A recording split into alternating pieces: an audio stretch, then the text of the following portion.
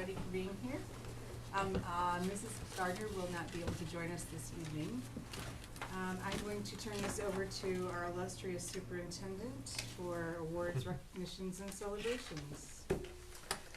Thank you very much. So one thing to highlight, kind of a celebration this time of year, that we're finding out a lot of different things about our buildings. Swartz Creek High School is proud to announce that it's received the College Success Award, which honors schools that excel in ensuring students prepare for college, enroll in college, and succeed once they get there. So I'm going to read you a little blurb from what this award means. It was launched by greatschools.org. The 2019 College Success Award recognizes 1,722 schools in 25 different states. Award-winning schools have a successful track record of graduating students who later enroll in 2- or 4-year colleges, are ready for college-level coursework, and persist on to their second year according to available data from each state. College and career-ready graduates are critical to fueling the U.S. economy, as 65% of jobs will require some post-secondary training or degree by 2020. Swartz Creek High School is one of the approximately 20% of eligible schools in Michigan that won the College Success Award. So, first time we've won that, and that's a credit to a lot of the work at the high school with the staff and leadership there. So they've done a great job. Also wanted to recognize the middle school has done a great job this year of doing some pretty great recognition.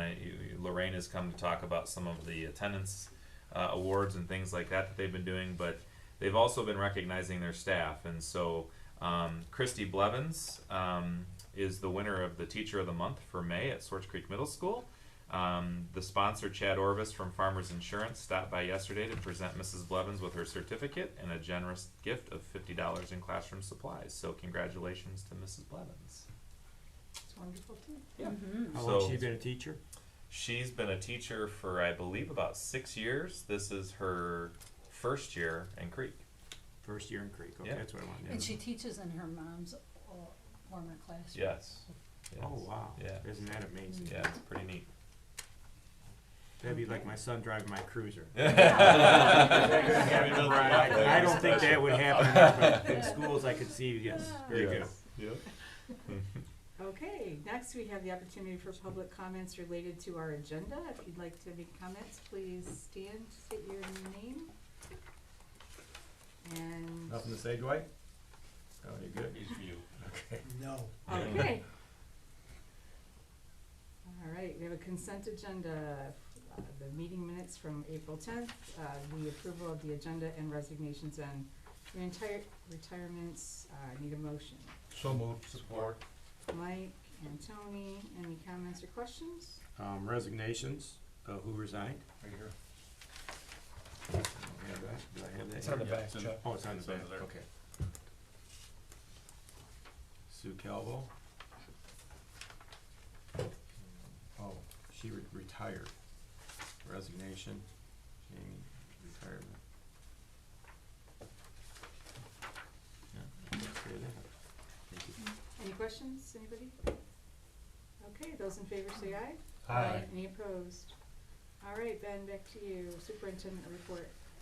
I just want to make sure, this time of year is very busy, so we're getting ready for the end of the year and doing a lot of the end of the year celebrations and wrap up, but we're also preparing for the fall. So it's kind of a double duty as we look at this time of year, but it's a beautiful day out today, and it's a sign of things to come, hopefully, so we're not complaining about that. I do want to let you know that we have a lot of end of the year field trips and activities that are planned for all buildings. So one of the things we do from a safety perspective is in this office we're processing background checks every time a parent wants to volunteer. You know, sometimes we have some things that you know, are questionable, and that creates a little bit of a problem for somebody who might want to chaperone other children, and we certainly don't allow anyone that would be you know, propose possibly a threat to other kids. But lots of field trips happen at the end of the year on top of the testing and things that are going on in the buildings. I wanted to let you all know that graduation is at the Birch Run. It's not called the Birch Run Expo Center. It's called the Frankenmuth Credit Union Event Center, and that is on June 9th at 2 o'clock. My recommendation to all of you is to be there by 1 o'clock. If you can get there by 12:30, even better. I'll be there to be setting up, and since it's our first time there, I'll probably get there in the morning just to make sure we have all of our I's dotted and T's crossed. The high school staff is really the ones running the show, so they've got quite a good, I believe, organization in store for that day, which is great. So we're excited to be at our new venue. June 9th. June 9th, yep, at 2 o'clock, We're gonna be and there by 2. Well, we're gonna be there by 1. yeah, if you're there by 1, that would be ideal. Also, as I put in my board update to you, if you don't have your gown and cap, please make sure you reach out to Joanne. We'll make sure you have, all of your appropriate garb and attire for the event. I also wanted to throw out that I've been looking at dates to do a board tour, and dates this time of year are difficult to come by, but I'd love for you to be able to get in one last time this year. So I was setting aside the morning of Monday, May 20th. I figured we'd go 7:30 to 9:30 time frame roughly. If you can make it, great. If you can't make it, you don't have to worry about it, but we'll post that as a official meeting. But we would like to go and visit a couple of our buildings just so that you can see some of the kiddos here before they leave for the summer break. Joanne is also going to be reaching out to you to set up superintendent evaluation training. So we go through Clowns and Blaha law firm, and they'll be able to set up a time to come.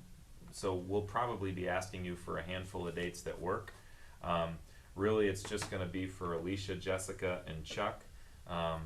Cary, if you can attend, that would usually be a good thing as the board president. But they'll come out here. It's usually about a 2-hour training.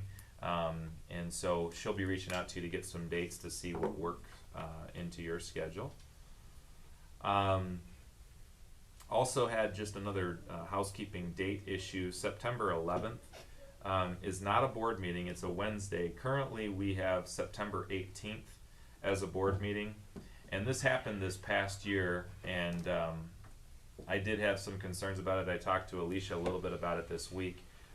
September 18th is our Pride and Spirit night, and that's a big community event, and so I would love for us all to have an opportunity to be able to go to that. And so if we're all over here doing that, well, right over there, large numbers of our community will be present. I think it would be a good thing for us to be available, at least to attend if possible, which would mean we would want to look at possibly September 11th as a date change for that September meeting. So I wanted to see if that would work for any of your schedules, or that would be okay. I'm good with it. Yeah, it's a Wednesday. So you want the 11th to be what? The board meeting? It would be the board meeting on September 11th instead of the September 18th. Okay. Yeah. Easy date to remember. Yes, it is. I don't have a problem with it unless anybody else does. Okay. Does that work for you? Yeah, Okay. Nice. Okay. So Joanne will communicate out, that change and get everything posted appropriately. Are we gonna back up the committee meetings? I think we have committee meetings that Monday. Which would be the 9th. Would be the 9th, I believe. What do you show, Mike, for your next committee? September, I don't know. Yeah, Okay. policy and academic achievement are scheduled for the 9th, and September? finance, and then finance and building and site presently are the 16th. Oh, So it would only be 2 days before. If you wanted to back it up to 9 days before, right, you'd have to go to the 9th. Yeah, you'd have to move it back a week. Just so it's before they're left. Yeah, the ninth. I'm confused. Is the 18th the Pride? Oh, No, yeah, you're yeah, no, confusing me. sorry, yeah, Okay. sorry, yeah. Yeah, you'll have to back up finance To the and 9th. building and site to the 9th, So, Mhm. yeah, Yeah, to September 9th. right. Okay. Okay, 'cause Are you definitely gonna do that then? Pardon? You're definitely backing it up to the 9th? We need to, one before the meeting, yes. Just checking. 'Cause I'm I'm good not with sure that. now. And Joanne, you'll be able to communicate that and get that posted properly. So all 4 committee meetings on Monday. the 9th, yeah, we're just. I know it makes for somewhat of a long day, but It it's works. efficient too. And Alicia will have to know because she sometimes takes that morning off. Yes, For- and for she meeting. did, and I did talk about the move from the Okay. 11th to the Alright. 18th, or from the 18th to the 11th. Another thing, just to update you on, we are in the final stages of what we call staffing. And one of the things, it's difficult to kind of understand, but if I boil it down as simple as possible, students at the secondary level are putting in courses that they need for their graduation requirements and things like that. And at the elementaries, we kind of also know how many students are being held back, how many students are moving forward and progressing. It's a little bit easier there. And so what we try and peg is how many students are going to come into us for enrollment purposes so that we can make sure that we're staffing our buildings as efficiently as possible. Traditionally, we lose 30 to 40 students a year just because of declining birth rates, and so our high school student body classes are a little higher than our earlier classes. One encouraging metric is that we've been doing a lot of information sharing about kindergarten this year. We ran a kindergarten awareness meeting not long ago, and we opened up registration recently. By this time last year, we had 130 students signed up for kindergarten, and we ended up with about 245 students, which is kind of our new typical class size. So typically this year, we're about 130, and then we get a lot of people registering throughout the summer. As of this point right now, we are over 200 students enrolled for kindergarten already. So we're 70 students ahead compared to where we were in previous years. Now, part of it is, probably a lot of those that were going to wait till the summer have registered now. But I do think it's a sign that things are shaping up well. I think our district is got a lot of momentum. We're doing some good things. Again, I always say we're not perfect, but we are doing some things well. And so I think as we see parents starting to move their kids back to us from other places, hopefully what we're going to see is that our decline in enrollment is actually going to plateau. We believe that that's possible. So that leads into staffing. So our staffing is really important to try and make sure that we're not having too many people for what our needs are, because that's not efficient use of resources. So that's a process that we're going through right now. Also, kind of along those same lines, we have I made the announcement today about several of the administrative shifts that will be taking place for 1920 school year. Just to kind of remind everybody, opportunity for Sue Calvo, as you saw on the board agenda, has retired. She's had a long career here, impacted a lot of students in a positive way, so we wish her the best, and we're excited for her to enjoy retirement. But it created an opportunity for Mr. Tony Suhanik to step into that role. Very, very easy transition. Tony's been very, very good in our community at building relationships. I believe he's got a vision for the athletic program that is going to be one of excellence and high standards and expectations for our kids, so I'm excited about that. Him moving over has led to Jody Morgan coming up to the high school next year as an assistant principal. It'll be a great move for her, an opportunity for her to take on a new role and a new chapter in her career.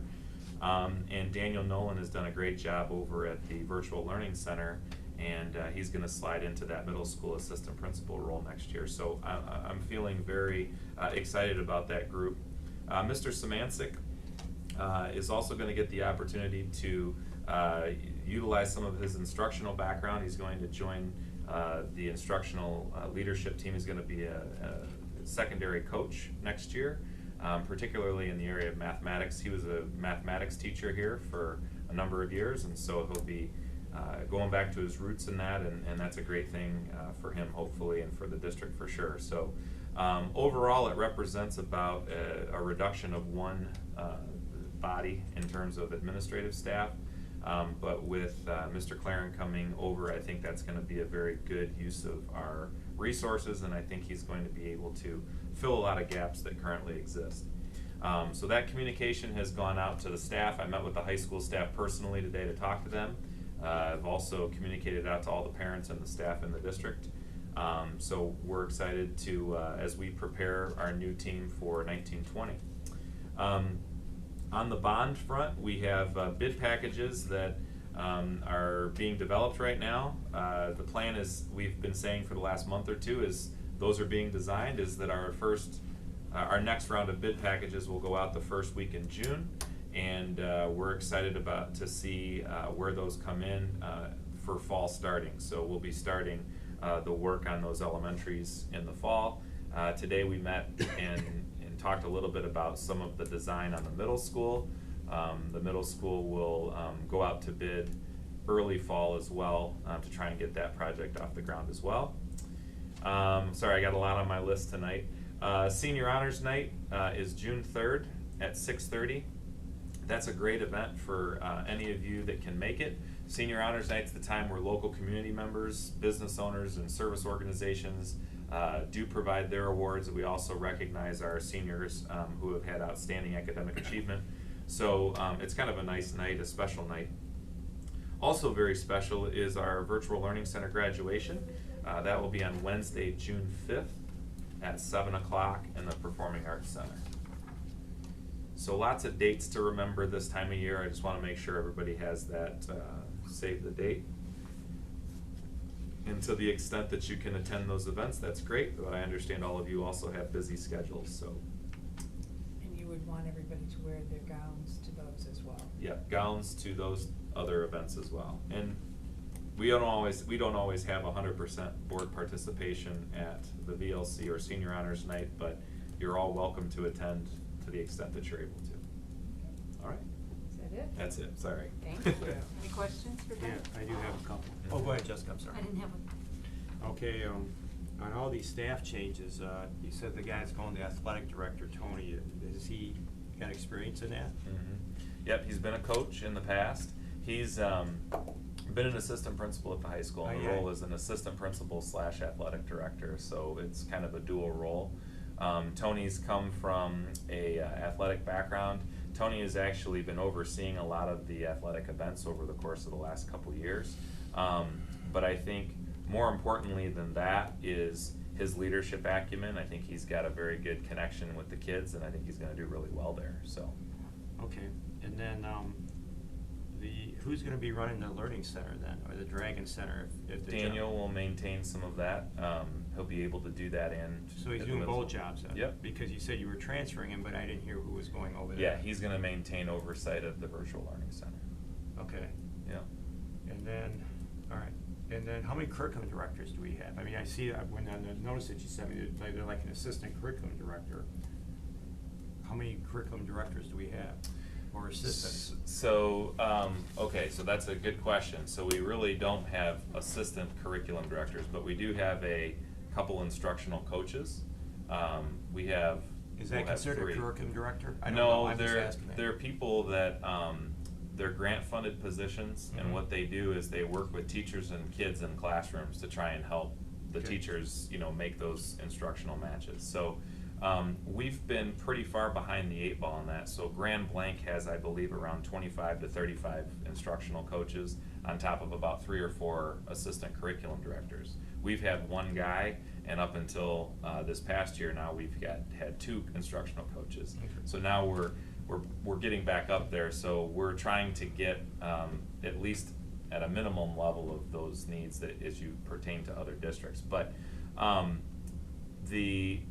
Kevin Claren will help with some of the day-to-day input and development of the systems around curriculum, and he'll be working with Rod in that capacity.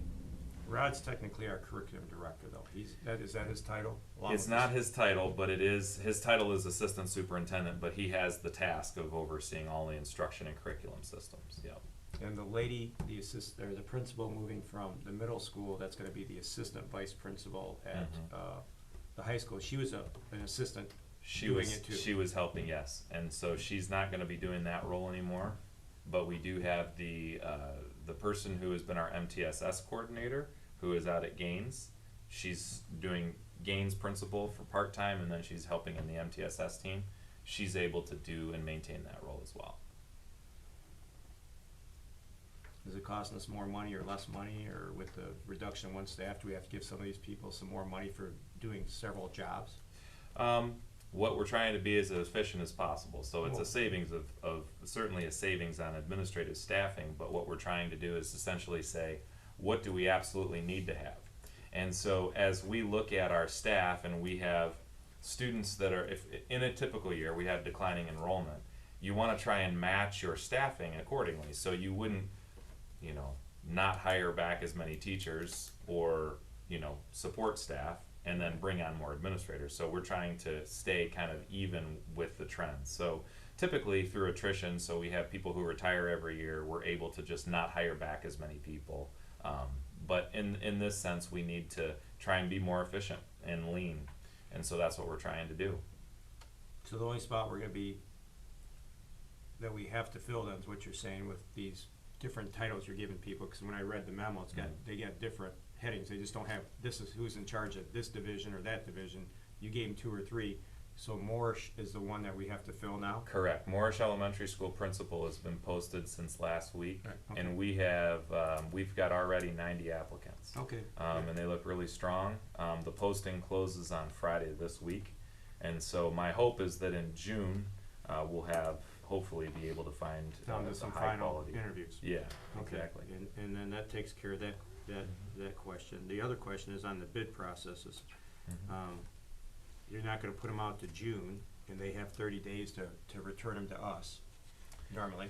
Typically, yes, so you can do a 2-week bid process, or you can do a 30-day. What are you guys doing, 2 or 3? They typically have done, you know, kind of in the middle of that, just depending on when it is, but we'll probably do a 2-weeker. What you're gonna see is that they're gonna be soliciting bids for winter work, and that's gonna extend into next year. We think that the timeline is much more conducive to contractors who are looking to fill their winter work schedules, as well as they're looking ahead and saying, if these are big packages, which they're gonna be, I could take on the Morrish building, for example, and if I get that job, I'm not only working through this winter, I'm gonna have work all next summer, so you're kind of locking some people in for some work, so it becomes somewhat attractive, but the summer work schedule for this year is just completely packed. What happens if our bids come in high again? What's our alternative plan? We're gonna have to start. You know, there's opportunities in all of the bid packages. We're gonna be putting them out with alternates, which means that we're gonna have to save money and say we not gonna be able to do certain things. You know, for example, there's a lot of money that we're gonna have to look at, and we're gonna have to talk as a steering committee and also with the oversight committee and say, hey, you know, if we could do this, we have this amount of money, what are the things that we're going to have to deliver? Safety and security is at the top of the list, so we're gonna do those things. We're gonna do some of the instructional things, that's the next priority. And we're gonna be able to do most everything. But if, depending on where the bids come in, we think this is gonna be a better way to go, but if they come in ultra high again, obviously we've gotta make decisions, cause we cannot overspend what our allocated dollars are. That's all my concern is that Sure. you guys promised the community one thing, and that with these bids coming, if they come in higher than what they are, who's gonna make the decision to cut these? I know the steering committee, the oversight committee, but, you know, the public was Sure. given one thing to do, and I don't wanna shortchange them by us making decisions and saying, well, we're just gonna cut this out or cut that Yeah. out. And Anything that we would be cutting out would have to be something that was lower on the priority list, and there is a lot of those things. I guess we'll cross that bridge when it comes, but Yeah, I'm we afraid will. of the bids. An Okay. example would be, there's money set aside in the bond to renovate the middle school media center, okay? That's not a absolute must-have. No, right? it's not a So necessity. It's not a necessity, so we can save money, and there are a number of places like that, you know, where we have money set aside that we would have to come back and say, the community is expecting absolutely these things, and we have to deliver those things first and foremost. And so we're gonna be working it's gonna be a team effort, you know, to make sure that we bring the best quality product that we can. Well, let's hope they come in. I just hate to, we promise the public something and then we Sure. don't deliver on it. Oh, absolutely, yeah, Okay. we're gonna. That's my direct, I'm confident my we'll be direct able to question, deliver, but direct yeah. answer, okay. Yep. Okay, Yep. thank you so much. You're welcome. I think we're good, thank you. All right, we have subcommittee, we don't have anything from the non-certified staff. We do have subcommittee reports. Do you wanna start? Sure. Finance Committee met this Monday. We received and discussed the cash and investment summary report. You got copies in your packet to review. The check register for April has been reviewed, and the following checks were noted. General fund, there were 14 checks in amount, $357,616. Payroll fund, 19 checks, $2,435,667. Cafeteria funds, 2 checks in amount of $95,534. Internal activity fund, 55 checks, $59,381.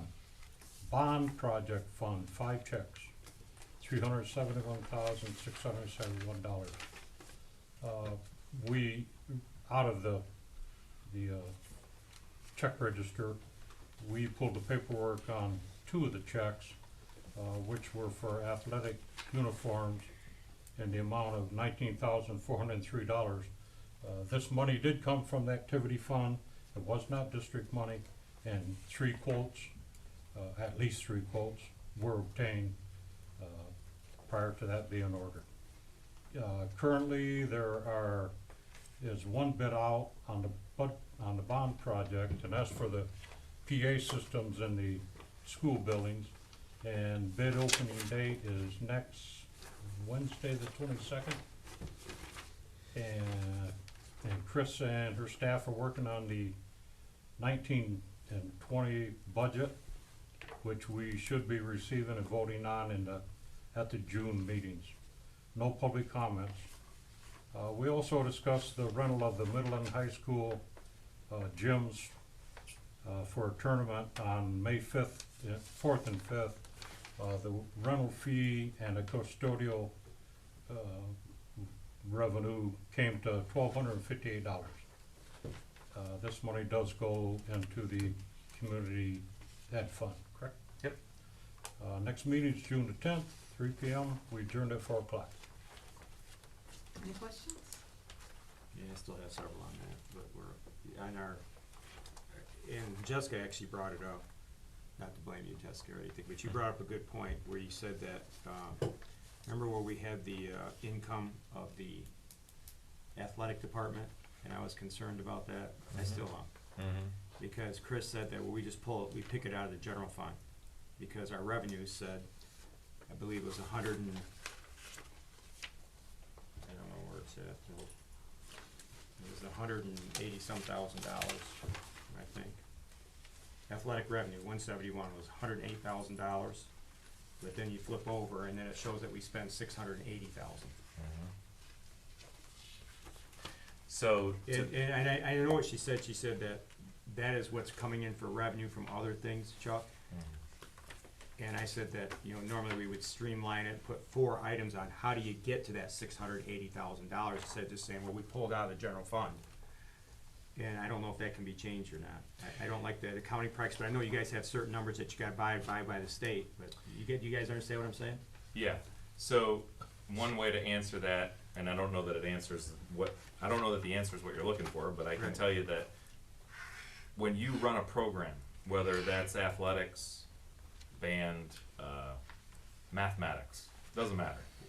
It costs the district money to run those programs. Right. So the athletic department is a decision. We do not have to run athletics. So if we decide to run athletics, we know that running athletics is going to cost us money. X amount of dollars. Right. It costs about $600,000 a year, or Yeah. $670,000 a year, roughly, to run that program. Right. So in the event that we would want to generate revenue to offset the cost of running athletics, you can do that in a variety of ways. You can up your gate fees. You can charge pay to participate fees. So a lot of districts, for example, that I've even worked in, they're charging parents up to $1,000 a year for their kids to play sports. Because they've decided in their general fund budget they're going to cut that out, and they're going to do that. So as a district, we have to decide if we're going to offer things like busing. You're not required to offer busing. You could cut busing, and that would eliminate that section in your budget. You could cut athletics, and you could eliminate that section in your budget. I think what we're saying is that those are typically things that are a part of a well-rounded school experience, and so we understand that those things are going to cost money. Our general fund is our operating budget. We don't. So that is what we're choosing to spend money on, and that is that amount. So if we bring in $187,000 in revenue, it's probably from gate receipts and some of those things. There are a couple other fundraisers and things that they do, but short of going down the road of pay to participate or cutting transportation and Yeah. those types of things. Don't wanna tho- do that. Yeah, those are the things that would make it so that it's not a drain or would become more self-sustaining. I think I didn't pose the question right. I didn't have a problem with the $680,000. I have a problem with saying that we just take it out of the general fund and that we only show $108,000 in revenue. Why can't we show that we get $108,000 in revenue and we draw $500,000 from the general fund to pay for that? Because that way the numbers balance now, because Sure. when you look at it, it doesn't balance. You're given $108,000 in revenue, but we spent $680,000. And some of the people had questions here on, well, how does that work? Well, then Chris explained it, we just pulled out of the general fund. I'm not saying that we shouldn't support athletics. I'm saying I would like to know when we spend X amount of dollars on something, where is it coming from? It's almost always always from the general gonna budget. come from the general fund. Is Unless there it's a way to grant- subcategorize that then and say, hey, Yeah. we got 108,000 in revenues from ticket sales and we put 562,000 in Yep. from general funds? Absolutely, yeah, we could definitely do that. And that's That's my question, just on Sure. accounting. I made the example of when we fix a road. yeah. It may be a $500,000 road, but 100,000 is coming from the general budget, 100,000 from state grant, 100,000 from a federal grant, and $100,000 special assessment. Then it shows that 400 matches with the 400 for the road. Yeah. I think it just makes it easier, that way people can say, but maybe Chris can't do that, the way this is set up. Oh, no, I think what you're describing is in practicality exactly what we do, so I think we can show that, there's gotta be a way Okay. to show you that. It's just, short of, so there are a number of grants that we have, and those go to very specific things, so I was mentioning the instructional coaches. Right. Those grants go to pay for those things. Now, all of our operation, athletics being one of them, is always gonna be funded out of general fund, that's, unless you have these other pay to participate, which we've decided as a It district so far. sounds like most of it is out of the general budget. Yeah, oh, Except for what absolutely. it is for grants, and then the grant would show this amount of money, general fund would show this amount of money. Correct. And ticket sales would show this amount of money. Correct, So those three funnels go in there and we say, oh, I see how we came up with the $680,000 expenditure. you got it. That's proper accounting, but I don't know. She's the accountant. I don't know. When I look at it, I got confused too when Jessica brought it up the other day. I'm like, well, if we're bringing in $108,000 in revenue, where's the other money coming from? And then it should have a subcategory where we supplement it with $520,000 in the general budget, and our budget's still balanced overall. Yep. That's it. That's all. No worries. Okay. I got it now. So if that's where it's gonna come from, I don't know if she can subcategorize it, or we just I have to memorize it.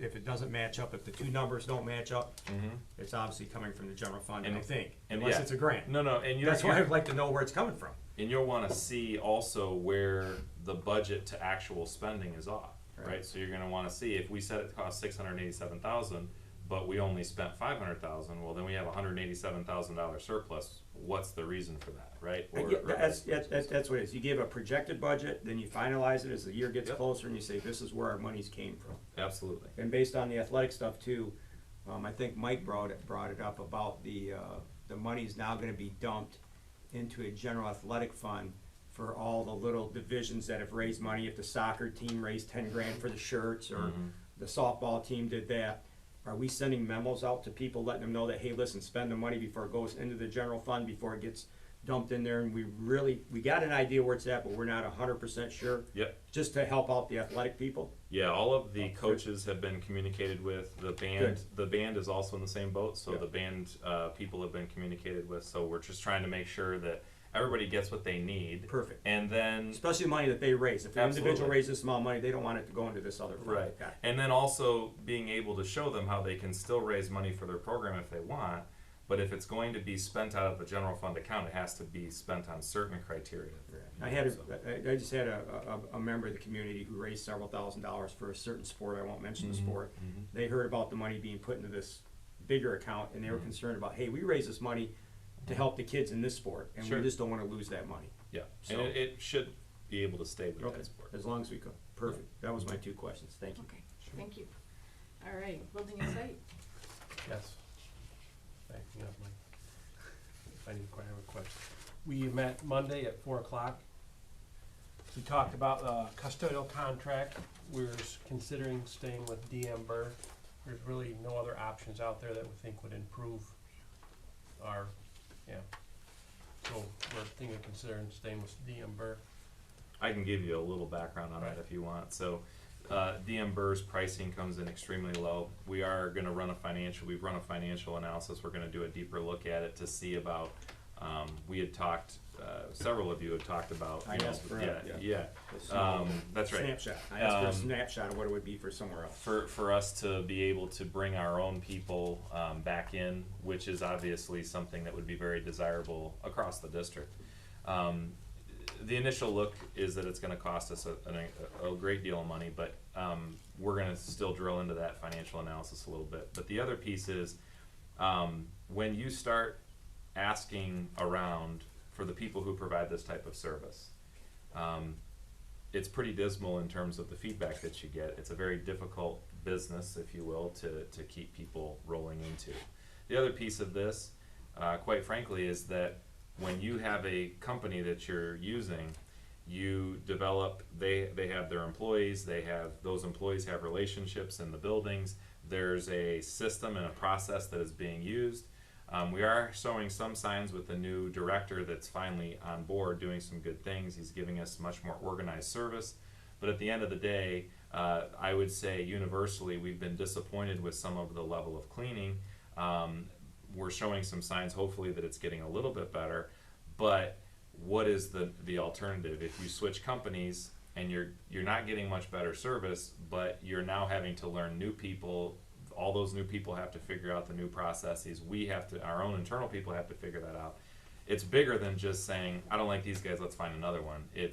There's a lot of moving parts to that decision. So we're gonna be meeting with the executives there at DM Burr to see what exactly are they prepared to do and how are they prepared to continue to improve upon their service. They have done well with this newest manager, but there's a lot of stuff that we still need to iron out on that. So is this universal for the district, that we're seeing concerns about the quality of services, or is it specific to individuals that we can now request others to?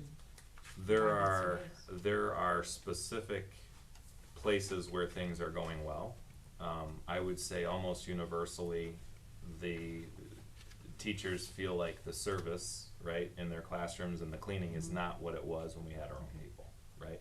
So that's always the question is, just like with athletics or busing or anything else you do, where do you want to place the dollars that we have, you know, and that, and obviously having a clean facility is very important, and we're working very hard to try and make that as good as we can, but, you know, yes, I would say across the board, that's an area that we could see improvement. Okay. Mm-hmm. So do we have currently within the contract any kind of, I guess, recourse for accountability? Is there anything there, and or is there, I know you're meeting with them, I guess, to hopefully be able to talk about and that's an that. ongoing process. Okay. You know, again, you get to a point where you say, we're either gonna love the ones we're with, or we're gonna really throw napalm on the whole thing and look at, you know, going somewhere else. So it's a constant struggle and a conversation that we have quite a bit. But yes, there is, and in any new contract that we would have, one of the things that, in talking with other superintendents that have either worked with them or with other third-party contractors that do the same thing, GRBS, there's an Edges staff, there's a number of companies like this that provide this custodial service. And in talking with the superintendents that have engaged in that, having in the contract, I guess, penalties for when work's not done, is something that we would want to make sure is a part of anything else we would do moving forward. Yeah, That's great. so, Thank you. yeah. Yep, no, that's kind of dealing with the devil that we know instead of the devil we don't know, because if we go to another contract company, who knows if we have the same problems or if even worse, Right. is what we're saying. Right. But I did bring up a couple of months ago that I would like to research doing our own janitorial service, as Yep. long as, at least give us the number. Yeah. So we can consider, I mean, if it's a few bucks more and we get better service, Right. they're here, they're maintaining our buildings, we're gonna put a big investment into our buildings. I would rather spend the money there to maintain our buildings and keep them there. Sure. Because I've heard from some of the parents, they said they don't think the classes are as clean when they come in to visit and do things, so Yeah. I think that's a big deal, but if you're working with their supervision. Yeah, we definitely would agree. Yeah, I got one more little quick question on that, and it's more of a thing, but I think the board should be aware of it. is governmental immunity pass on to them? So, worst case scenario, one of their janitors does something to one of the kids. They usually go after the deepest pockets, which would be the school. And I know they're running an insurance binder. Can you tell me what protection we have against that? Because we're not hiring these people. I know they're doing background checks. I know they're doing fingerprints, but some of these people slip through, 'cause I'm asking because I know something's happened. In not this district, but in other districts. So a kid touches, or a guy touches a kid or a girl, one of the janitors, they're gonna probably go back on, obviously, criminal charge on a janitor if something happened, and the firm, but then they'll probably come after us. So what protection do we have underneath that? Normally, if you have your own employee here, which I don't know if you're aware of that, we have governmental immunity. When we don't have our own employee here, but they're employed by the district, then you have a problem. Yeah. So tell me how that works, if you could. So in a nutshell, we would hope that nothing like that ever happens. Of Absolutely, course. But in the event. But this happens in several districts across the state, Ben, that's why I'm Yeah. asking that. Yeah. And they got sued. And it can happen with our own employee Right. just as easily as it could someone else. So it's the thing that keeps us up at night. But Right. at the end of the day, our contracts and our liability insurance, along with their liability insurance, all of those things that are put in place to protect the district from those types of liabilities are the same things that we would have. It's actually probably more extensive than we would have with our own employees. So if we were to hire a custodial person, and they were to do something, we would have the same similar, liability insurance. I mean, we're still gonna be potentially, legally, sued or whatever, whatever the situation would entail. They're always there, but there's governmental immunity when they're actually an employee of the school district. Well, but There's except some, for in cases yeah. of gross negligence, Right, which right. obviously if you're doing something to a child, there's Right, probably right. gonna fall into that category. So, it's. But we have This- more control when we hire our own people though, versus the firm that may be replacing people. Hey, this guy didn't work out in the middle school and they sent 2 different people. Yeah, now we do We're have switching ultimately employees. control of who we invite in our building. So even though they're employed by DM Burr, We can tell them we don't we want can them. say, this person's not to be in this district or this building. They may not have been charged, but maybe they've been arrested a couple times for Sure. something, and one of the resource officers knows this. Right. And we don't want them here. Absolutely. Or she. And they also get, background Right. checks and fingerprints and everything else, Okay, so as yeah. long as the district's protected and our kids are protected, Yeah. that's all. That's good. So we have more control over it. For sure. So just for the new folks, about, 4 or 5 years ago is when we looked at DM Burr or other opportunities, and it was to save the district about $400,000 a year. Right. So if we were to look at alternatives, we have to consider that. I don't know Mhm. that has changed considerably. Yeah, that's what we'll get the numbers and be able to look at it. And I appreciate that. Mhm. I'd like to see the numbers just to see where we're at, and I don't know if we have to put them in the same retirement system they were in. Yeah. Still, I mean, that's a question, because that's your biggest legacy cost, is retirement. And if we can sign a separate contract and have our own employees without the big legacy costs of retirement, except what the state exceptions are, which you said there are some requirements, I'd like to know that number. Yeah, the state has a flat fee for any school district that employs somebody. It's not based on their retirement system. There is a legacy retirement cost that applies to every school district employee, regardless of who they are. So there are certain district employees that have different retirement plans. So you have some on like a hybrid plan, you have some, the state charges us a flat rate fee for all of our employees. Believe, Chris could give you that number, but I believe it's upper 30s to low 40%. I mean, it's an astronomical number. That is a constant for school districts in the state of Michigan. Now, and that comes from the Office of Retirement Services. The other piece to the puzzle there is, how do you deal with somebody who, is in this situation where you're trying to offer them, employment and maybe not have them be in a retirement setup. We have to deal with the collective bargaining agreement. So we have a collective bargaining agreement right now with ASME, Local 354, I believe. And so in their collective bargaining agreement, they have custodians and head custodians and all of those positions, so that in the event that the district were to ever consider bringing them that back, they would be a part of a collective bargaining agreement. So we have to consider those costs and the things that we have to do there. So that'll all be a part of our financial. And they could agree to lower it. Some They of their- could, yeah. I mean, that's if they want the union employees. Yeah. I'd be more for that. Yeah, Okay. for sure. All right, thank you. Mhm. Anything else, Tony? Youth baseball is well underway of renovating the Elms baseball fields. And RJ is looking to put 2 more cameras per bus, so there's no blind spots on the buses anymore, and looking at other technologies for cameras on the bus. And we're currently looking at replacing all the AEDs in the school district, getting pricing and see what we can get. It'd be fairly expensive, but we have to do it. Can we get bulk pricing for AEDs? Yes, we can. We've talked about actually purchasing them in cycles, so going out and finding somebody. There are companies that outfit municipalities and school districts this way. We talked about the possibility of doing a rotation, so you're maybe buying 3 every year, and then you're creating a cycle, so you're not trying to buy, all of them at once. So we're looking into that right now. Cintas, who actually is a safety company, and they also do a lot of things, uniforms, they've done our fire extinguishers, we're reaching out to them. We're gonna start reaching out to a few different companies to see what their pricing is and then what their recommendations are. And we probably have more than we probably need, but we wanna make sure they're in the right locations, so we talked about that as well. So, yep. There were no public comments, and we adjourned at 4:30. Any questions? My only concern on the AEDs was that they were all the same brands or the same style, so when we train our personnel to use them, that people don't have different buttons and different designs and different colors.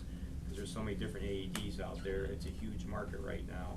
And hopefully this company that you're talking about contracting with can provide all the same ones or similar, so we don't have everybody, I go from the middle school to the high school and it's a totally different AED. That's gonna do nobody no good, seconds mean a life. Sure. So that was my biggest concern on that, I think, so hopefully they keep that in mind. Absolutely, that's a huge point. Policy, that's Mr. Monday. Superintendent. We met Monday, and we've got them in our packets. Budget preparation, that we first went over the financial policy items. We'll be discussing them in 9C, but the policy 6220, the biggest highlight I saw there was everything's gonna be under the umbrella of the general fund. All these other budgets, building and site fund, the food service, athletics, and the CDC will now come under our general fund. Then we had 6320 purchasing and 6440 cooperative purchasing. All that information is there for you to read, your pleasure. And then we've got, this is all first read again. We've got first read also for the Neola policies, volumes 33-2. And we've got that packet here. So I would strongly suggest a strong review of all of this information. Any questions? We will be going over some of those policies tonight. Okay. Thank you. Did you have anything else, Brian? There was no, Well, the bond steering bond. has been handled already. Yeah. Okay. All right. For academic achievements, we met Monday morning. Rod shared with us an overview of the activities that are coming up for the professional development that will be held at the Performing Arts Center. We are all invited if we'd like to join them for the first part of that professional development. They're going to recognize the folks who've achieved certain years of service and or are retiring from the district. For that very busy professional development day, they're going to talk about the board's strategic plan, doing some team building. They're going to do some poverty simulation, which is really it's a very interesting opportunity for the folks to learn about how someone goes through the process of trying to get help for housing and food and healthcare and other services and the challenges that are associated with that. Also ACEs, which we've talked about at this particular board, and then math expressions. Did I miss anything? It's a packed day. Very busy day. The bulk of that will be the poverty simulation, and everything else will be a breakout. And if you decide to attend, we're invited to observe the poverty simulation. Right now you have probably about 80 people that are going to participate, so there's probably not room for the board members, but you can watch it. And having gone through one of these before, your heart will race just watching people go through it. it creates a lot of anxiety and frustration, but it's a good way to learn what people really go through. You're also welcome to come, if you can't come for the poverty simulation, even to come for the celebrations in the morning. We do a little kickoff.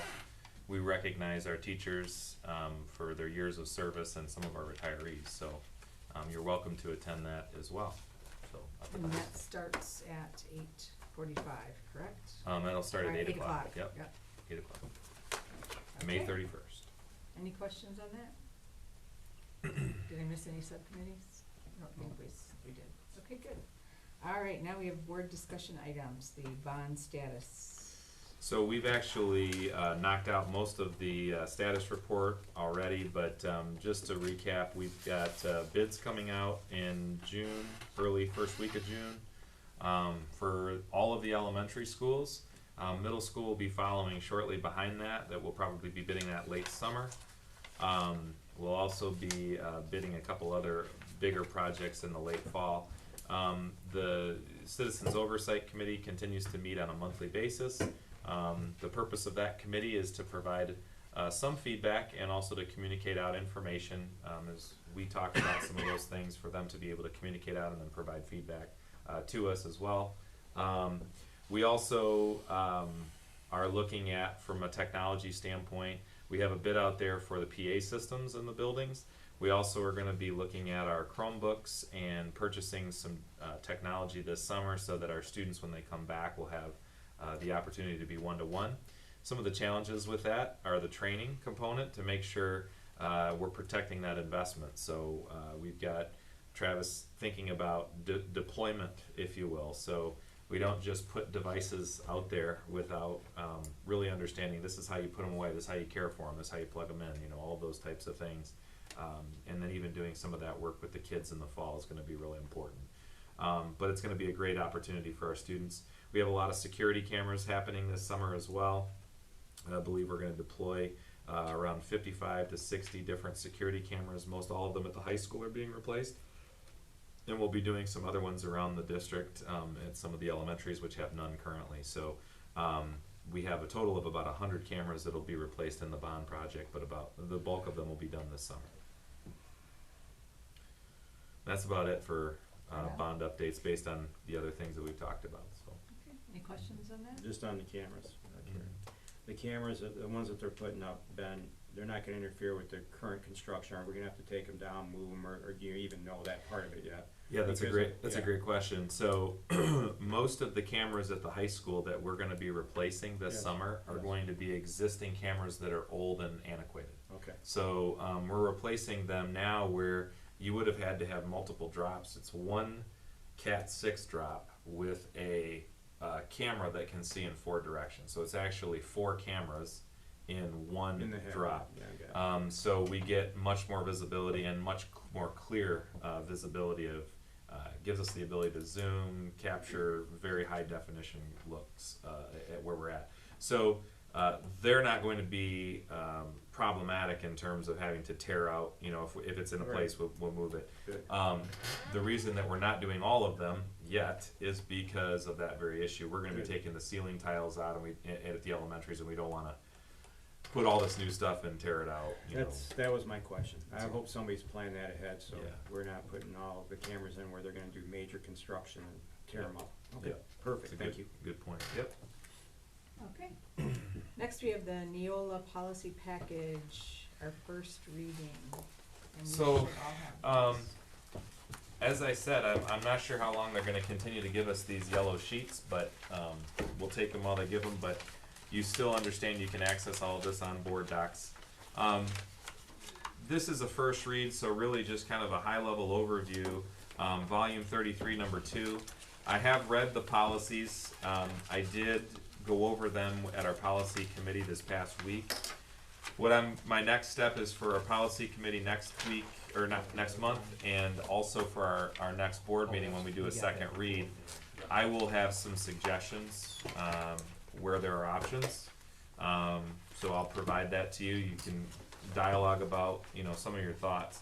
I'm not sure that Joanne was able to get this in all your packets, but I'll get this to you and we'll get this sent out to you. This time we created kind of a master update spreadsheet. So this lists the policy, it lists the title of the policy and what's changing, so that it's an even easier, quick, way for you to, it's kinda like the cliff notes of the cliff notes, if you will. So, I'll make sure you have a copy of this. This is my, master copy, but we'll get you a copy of that as well. Some of the things that these policies deal with, one of the big, talking points is, in the state of Michigan, as you know, voters approved, the, adults 20 years of age or older may use and possess up to 2.5 ounces of marijuana and grow up to 12 marijuana plants in their homes for recreational use. As a result of that law, school districts are now forced to look at their policies to say, okay, well, how are we going to deal with that with employees, where it says, an illegal substance, marijuana always used to fall under that, and that's no longer considered an illegal substance. So some of the policies that you're going to read in here deal with that. There's a lot of language changes in these policies that deal with No Child Left Behind. They're removing that to put the Elementary and Secondary School Act in there, which is just kind of a federal adjustment. Crowdfunding, this is something that we need to start thinking about in terms of policies where you've got a much more robust social media community. And so you might have a teacher that's gonna say, I wanna set up a GoFundMe for new desks in my classroom, right, or something like that. And so we need to be prepared for that in the new age of, the internet, and not the age of the internet, but the age of social fundraising and crowdfunding. So being able to address that. So some of the policies deal with that as well. And we have a couple things in here that deal with the PMLA law, which deals with the medical leave of absence laws that were just recently passed. And so a good chunk of policies in there. A lot of them deal with the drug-free workplace and leaves of absences, but as you read through them, if you have questions, feel free to reach out. And again, I'll have more specific recommendations at our next policy meeting and when we do our second read at our next board meeting. Any questions? I have a question. The crowdfunding, Mm-hmm. is that the purpose to not allow individual educators within the district to put the word out there that they want the money, versus having DonorsChoose.org, which is an organization where an educator can sign up to have people donate to their needs, Mm-hmm. and it doesn't say who they are. It may say what area of the country they are. Sure. It says, I need books for my children, I need technology, and then people can choose to donate money. But Mhm. they don't say, I'm Jane Doe. Mm-hmm. Is that a difference?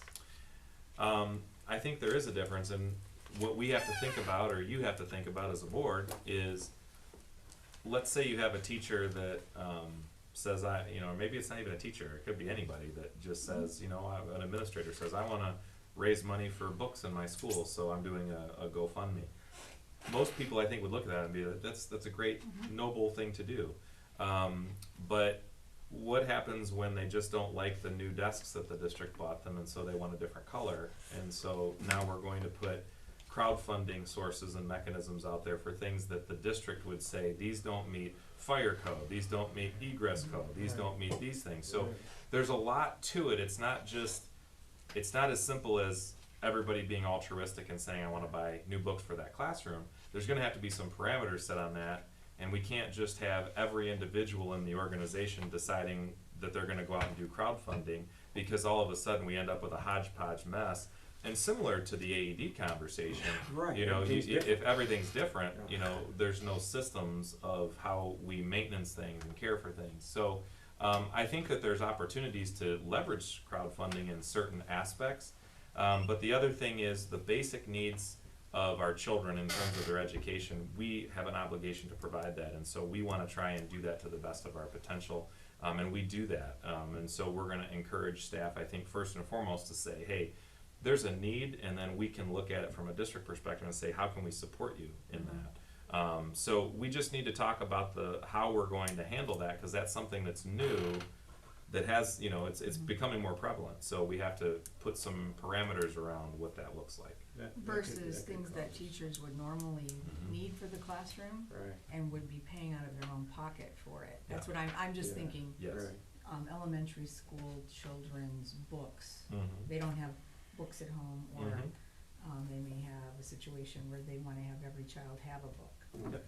But they can't afford to do it themselves. Right. Or So you're the- saying we should have some guidelines We should have some in our guidelines, policy. right, that we're saying these are things that would be appropriate. Mhm. The Dragon Food Bus is a Mhm. great example of something that somebody might get excited about, right? I mean, we can see that there are things that would be appropriate, but we also wanna have some parameters so that not every district employee just goes out. I mean, because the other piece of that is that our parents and our community members can become burdened with these requests, you know, and start to say, why do you keep hitting me up for more money, you know? And so I think it's important to have a systematic way that we approach it, so. That's a great, and that was a good question, because I was gonna bring up the same thing, Cary. If this person wants this type of desk and this type of desk, and this one's a fire hazard, that causes the district liability. Why Mhm. would we even let that happen? Right. That's gotta come through your office. Mhm. If Yep. they do it, that's just absolutely wrong. They're gonna Yeah. have to come through the office, get approval of the board, Yep. make sure that our attorneys say it's all good, Mhm. and that we can allow them to do that. Everybody's, Mhm. I wanna give money to the food bus. I was the Sure. first one. I'm doing, it's a Sure. great cause, but it's gotta be approved by the board, Yep. the superintendent, and Mhm. it's gotta have guidelines on, Mhm. does this meet the criteria of the school? Right. If not, everybody will be having a different color classroom. Mhm. I don't really like this paint. I think we should have it green, you know, Mhm. and then all of a sudden we've got, Yeah, and then when you tell someone no, the donors that donated to that say, well, I wanted that to happen, and so it'd be very yeah, difficult. we're gonna have to have some good criteria on that. Yeah, Okay. for sure. Absolutely. Yep, Alright, Right. anything else? Nope. Okay, We'll get you the cheat sheet here. so we'll be Just me looking and at Brian are these gonna again in donate. June, Yeah. in more detail. Yeah. I think I got it. Okay. But you know what, that's gonna be long policy. We gotta have, it's like you're Financial buying your own policy, uniform. are we looking I at want- those I want separately? this color. Yeah, so there are 3 policies. I'll talk about each one. I printed off, for those of you that were at policy, I made this a little prettier for you so you can see. Yes, exactly. So the first one is policy 6220. And so I'll give you you can see that the strikeouts there, the proposed strikeouts, and then the red would be an add. Basically, Michigan common law, I believe it's 141.22A, specifies what a district's budget needs to be prepared for. And we in our policy have a lot of different budgets. So we have building and site, food service, athletics, child development center. A lot of these items should be, according to the guidance from the auditors, categorized under the general fund, or what's called a special revenue fund. So the food service fund, for example, would be an example of a special revenue fund. They have revenues that's outside of the traditional school funding mechanism, and they have specific guidelines on what that money can be spent on and how it's spent. That would be a great example of a special revenue fund. Activity funds, as we've described them in the past, where you have people fundraising for a particular thing. Those would be things that would fall under special revenue funds.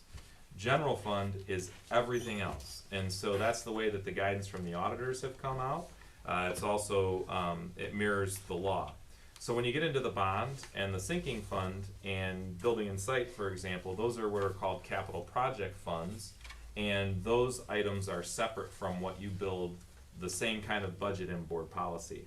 So what we're really looking at here is to mirror the guidance from the Government Accounting Standards Board, and that is to have two accounts that we're building budgets for, a general fund, and again, within the general fund, as we've talked, you're gonna be able to see athletics, you're gonna be able to see, it's not the child development center anymore, but the early learning programs, you're gonna be able to see every item categorized. They'll have account numbers and function codes, as we've talked. It's under the bigger umbrella of the general fund, and then you have special revenue fund for things like activity accounts and food service and things like that. So the policy just needs to match what we need to do, and that's what that is all about. Any questions on that one? And like we discussed at policy, auditors can still choose a any or all of the accounts. The or any auditors special can look or at any- anything they want at any time. They Yeah. could say, I wanna look at the, custodial supply accounts and take a look at that. The next two policies are the same language, 6320 and 6440. They deal with competitive bidding and cooperative purchasing. So just to put it into perspective, like many municipalities, if you're running a police department or a fire department and you have to go buy a fire truck or a police car, you're probably going to look at a state cooperative bidding process where you're gonna look out and find, for example, My Deal or some of the other governmental cars, where you're gonna say, I'm gonna get a better deal on a fire truck if I go through a bid where they put it out to thousands of vendors than I am just going down the street. Now, maybe not always, but that's pretty common thinking. Schools use a process called, there's a company, it's not a company, it's actually a bidding vendor called REMC. And REMC is a place where we get a lot of technology, school supplies, paper, pencils, those types of things. What we're trying to establish here is that we use REMC as that counts as a bid, a collaborative, a competitive bid process. It's basically satisfying our need to go out and get that bid. Nothing prohibits us from getting a bid, but let's say we're gonna buy $30,000 worth of paper at the beginning of the year to outfit us for the first half of the year. In our current policy, it's vague on whether or not we'd be able to go out to REMC as we should and say, look, we can get paper, here for $1 a ream versus $4 a ream if we go to Staples and buy it, right? So we want to be able to utilize the power and leverage of collaborative purchasing. I liken it to going to, if you're going to throw a party versus you're going to, have dinner at your house. If you're going to have dinner at your house with your family, you're probably going to Kroger. If you're throwing a party, you're probably going to Sam's because you're going to get things a lot cheaper if you buy them in bulk. It's a similar concept here when you have that many people bidding on, every school district in the state essentially bidding on that. So the policy language there in red just essentially allows us the ability to consider My Deal and some of these other cooperative purchasing programs when we go to purchase things like technology, materials, school supplies, and so on. So those are two policies that are a little bit off the Neola group, but that's come from our district attorneys and is something that we really just need to do to be able to move that forward. So I'd like to do a second read on the Neola policy at our next board meeting. I'd like to actually approve these policies at our next board meeting so that we can move that forward, so. Any questions in that? So what, 6220, 6320, and 6440, Yes, we're gonna vote on all these next month. at our next month's board meeting, yep. Alright. Cary, can I ask some questions to you, Sure. man? So I've had several questions on this with you in the past. So anything under $12,000, you have to get 3 bids or Yep. quotations. Quotations, yep. Quotations. Yep. And that amount can be changed by the state year to year. Next year, the state can say, well, you can go $14,000. So the Or- $12,000 is stipulated by board policy, okay? Okay. So that's we actually exceed, how do I say this? We actually go above and beyond the board policy, so if we're bidding out anything over $1,000, we get multiple bids. So when I say bid. Bids or quotations? Quotations, Yeah, we're getting that's where I multiple wanna get, quotations. yep. So, if we have something over $23,400, that is the state law, that's the state threshold for any item, okay? If you're going to buy a truck, for example, Right. you have to go out and get sealed bid process and go through that whole Yep, thing, it says except for food, of course. except for food, yes. What about for services? Not for services. Even Services if are we think it's exempt gonna from be that. more than $23,400, Correct. we have to get quotations instead of bids? We don't have to. We are not obligated to on service. So a service, for example, you, We're gonna snowplow, we're gonna piecemeal that out next year. correct. We would have the ability to go, directly to who we thought could give us the best price. Now, we would be foolish not to, there's policy in here that also says we need to be seeking out the best price Right. and getting, the best I see here they have quotes. 3 quotations on some spots. Yes, so the 3 quotations is kind of standard operating procedure for us, so that we're not, well, I know Joe down the street. That's and- all I'm saying. I wanna see that. I wanna see the 3 quotations staying no matter what. Yeah. Absolutely. Okay. And that's just good business practice, and we're gonna continue that, but, when you see a sealed bid, it's gonna be for something that's over that $23,400 threshold. And then anytime we're purchasing something below that, that's over $1,000, the board policy is 12,000, we're getting informal price quotations. What's been our formal growth policy then on services? Have we been doing that and on everything for the? Yes, so, again, another example of a service would be, we use, Renaissance Learning, which is our, they provide our district assessments for, reading and mathematics. So our teachers we've invested thousands, tens and hundreds of probably thousands of dollars in training and work with our staff on that service. If we were required, I'm giving you the background of why they do it this way. If we were required to go out and bid and say, well, we need to find a new testing service, and we didn't have the ability to match what the system that we need for our staff and our kids and everything else, that's a big deal. Because now, instead of being able to have the system that we've invested hundreds of thousands of dollars in, well, Glencoe Math decides they're gonna have a slightly cheaper product, and we now have to go with them and change all of our district's direction based on that service. So that's why services are exempt from that policy. That makes sense. Yep. Thank you. Mhm. Okay. All right, so I think we're on to the coddling. Yes, so, we had, a good discussion at our last meeting. I wanna kinda step back and let you have some conversations. I'll throw a couple questions out there. Let me just start by saying, we've been getting a lot of feedback on this conversation, around the district, and most of it is very positive. A lot of people have some questions, some concerns. But I think it's important to just remember that this is just one perspective, but it's something that I think is worth talking about. I think the very practical outworking of this is that as a board, we go through this book together. And then in the fall, I would love to engage the parents in the community in more of a discussion about, what are the values that our parents and community members have for our children, and how can the school and the parent community partner together to address some of the very real issues that are brought up here. So as we get into chapters 3 and 4, the first 2 chapters, to recap, were really discussing 3 common untruths. The first chapter was all about what's called anti-fragility, which is basically the concept that as we are exposed to healthy levels of stress, we actually get stronger. And I would think it's important to remind people that we're not talking about toxic stress, we're not talking about bullying, we're not talking about people being put into harm's way. But for example, when you exercise, you're putting your body in appropriate levels of stress, which gets you stronger. That was kind of the first common thread that they drew.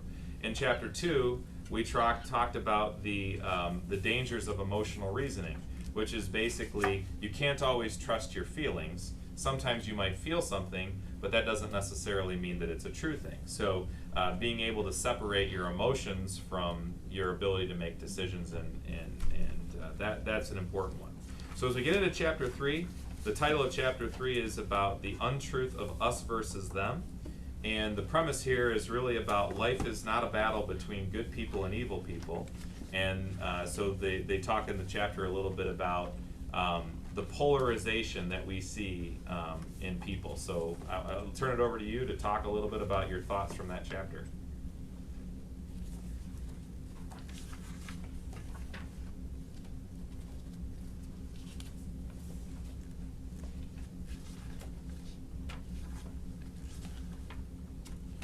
All right, I'll start. So, Well, I only made it to the 4th page, so. It's okay. So, I'll be honest, I went to the 4th page on that's chapter fine. 3. So this chapter really gets into a lot of tribalism, right? So years ago, there's an advantage in if you're trying to take down a woolly mammoth or you're trying to win a battle, there's an advantage on banding together and some of the psychology that goes along with that. But when you maintain that tribal mentality, say in school or in culture or in life, right, you tend to start believing that there's always two sides. There's evil people and bad people and good people. And the ironic thing is that everybody thinks that they're on the good people side, right? So politics in America is a good example of that. But it talks in this chapter quite a bit about that age-old issue of tribalism and how really we put people into positions to be pitted against each other in a lot of ways. And some of the things we do put people into those camps. I don't know if you've seen that in your own life or if there's anything in this chapter that resonated with you. You know, when it comes to that mindset, I saw a lot of times on the streets, Flint, a mob mentality, us against them. You know, whether it was people living there against the police or even against each other, this mob mentality, and how oftentimes a mob would start off fairly innocent, but slowly grow as more people added in, and they realized this team membership, it kind of lowered their inhibitions and their whole righteous belief, their moral values, you know, to strike out and injure or hurt somebody. But it was a mob mentality, and oftentimes there were 10, 15 people beating up on one person. And it's like, one-on-one, they wouldn't have done it, but when 5 got involved, or 10 got involved, or 15, it was that tribal mob mentality, and they were not the same person in that mob as they would have been individually. I found that interesting, and that that whole polar privilege oppression on page 69. That whole thing, to me, I really didn't understand it. I mean, this privilege and oppression, I'm not a believer in what they had to say about that, other than I believe they were trying to say this was not a good, this was not a good theory by this person that developed this system. Where it had white privilege, non-white, and the gay, the able body as a disabled. That whole, and maybe you can help me with that, because that. Yeah, they're describing a common theory is called intersectionality, right? Right. And so basically, what the intent is healthy is to say we want to try and reduce the amount of people who are oppressed, right? Correct. And so the question then becomes, with intersectionality, are people in certain groups, right, given certain privileges because of their group membership? And that's kind of what that whole concept is about. And so the idea of intersectionality talks about putting people into these boxes. And I think what the book is trying to say is that sometimes that's healthy, and sometimes it leads to that untruth of there's good people and evil people, and if you're not on our side, you're on the bad side, right? And that leads to some of the dynamic of conflict that we see not only in politics, but take any issue that you've had at work. I mean, if you could think of a work issue, you're gonna see people banding into sides very quickly, who otherwise would be very, very good, amicable people to each other, but because of one issue, they start to believe that everything about that other person is bad, because they're banding into that tribal mentality. And so understanding that psychological dynamic, that is very much at play within kids as well. Yeah, thank you. So I think it was interesting is you brought up Brian, and I wrote in here where it was talking about the pseudo-tribal antics on the last line of page 58 that accompany college football and games, and there's a little bit of that, kind of to an extent, isn't school spirit or community spirit to many extents.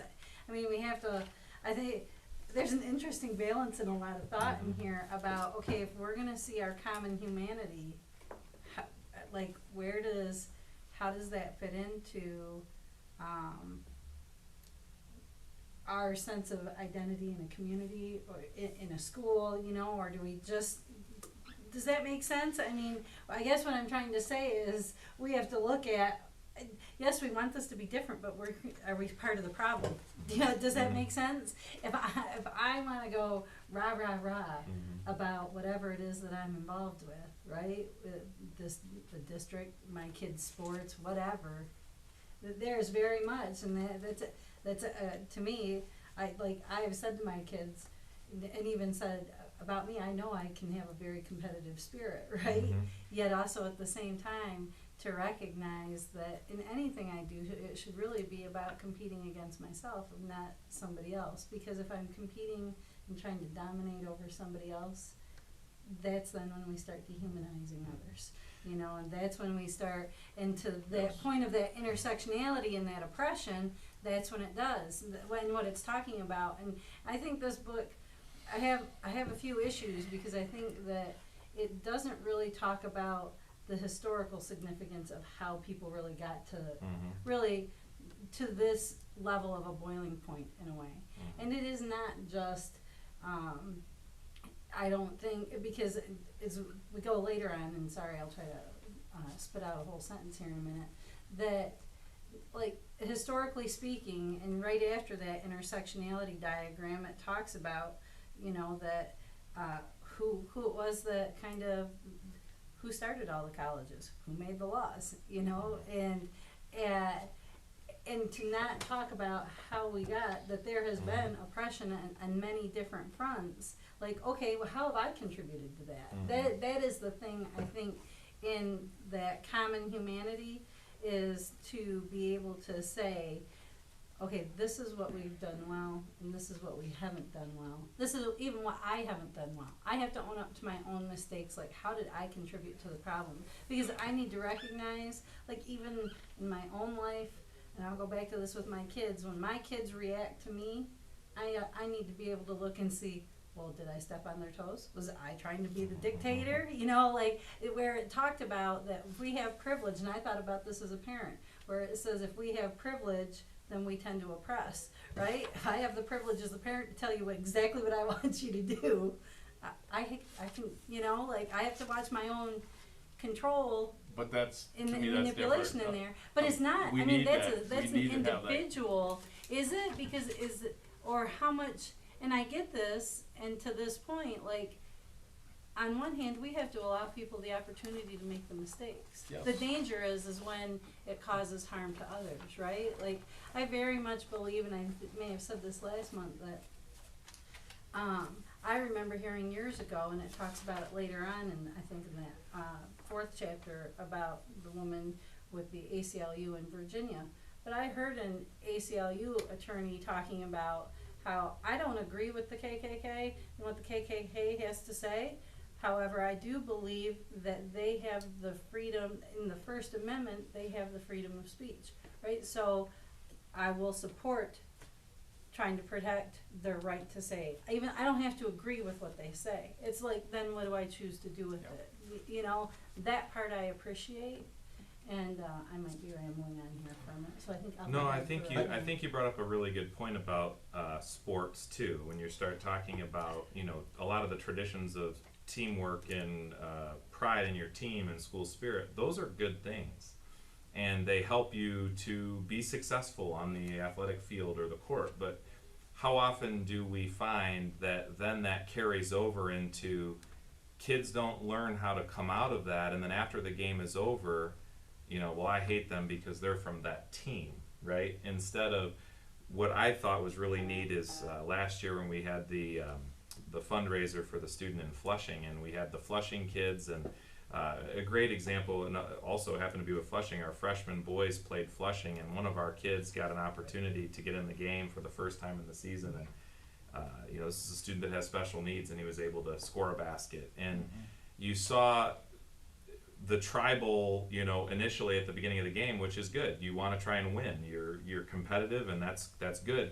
But it's also good to teach them how to apply that and come out of that and have good sportsmanship and how to, you know, engage in those things. And so I think it's really about, you know, understanding that when that is coming out. So if I'm, you know, going back to that, you know, dominance perspective and coming up with us versus them, it's not always bad in as long as it's applied appropriately, and then teaching kids how to come out of that, you know, and this is how we, you know, are gracious winners and gracious losers in anything that we do.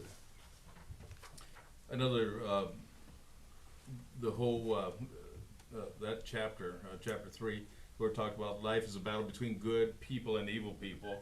And being raised in the church, I've always thought there was good and evil. But everybody is not defined just as a good person or an evil person.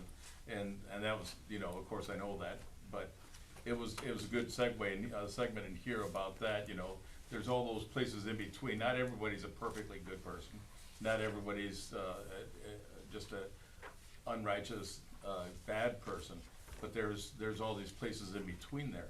And that was good for me to read, because all my life I've always thought, you know, that the struggle in this world was between the good and the evil. Just kind of an eye-opener. Yeah, well, I say to my kids when we're talking about things, you know, there's good and the worst of us, and there's bad and the best of us, you know. Like, there's just a little bit. None of us are perfect, so we'll have some area that we fall short, or multiple areas. I think this book is also, for me, it's a kind of a self-examination of where I stand, just like you were saying. How I handle things, how I think, my interpretation, you know, the impact of things I say, my intent, and how people receive that whole communication process. So that gave me, it's kind of a good insight for me to really reflect on how I communicate and how I understand people and how people understand me. Go ahead, Mike. Go ahead, you're up. On page 58, halfway down, paragraph talks about tribalism. I think I've seen this in this community, where tribalism, it says the basic principle of moral psychology is that morality binds and blinds, which is a useful trick for a group gearing up for battle between us and them. In tribal mode, we seem to go blind to arguments and information that challenge our team's narrative. I mean, I can speak of 2 or 3 examples within the past 5 years where I think that applies to this community. Something that's easy to get caught up in. Very easy. When you believe wholeheartedly that your side is the right side, you tend to abandon the ability to think clearly about opposing arguments or other information. I think it leads to knee-jerk reactions, and we become deaf to what's really out there. And so this, I know, I'm kind of almost to the end, but it does,